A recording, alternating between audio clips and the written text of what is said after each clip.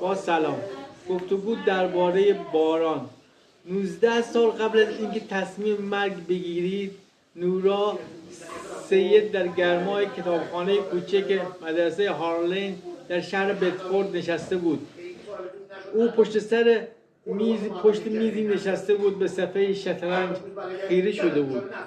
خانم الم متوسطی کتابخانه در حالی که چشمش برق میزد گفت شورای عزیز، طبیعی است که نگران آیندت باشی.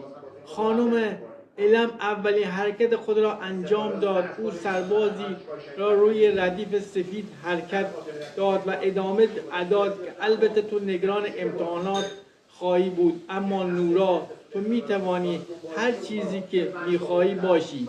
به همین احتمالات فکر کن، هیجان انگیز است. با سلام.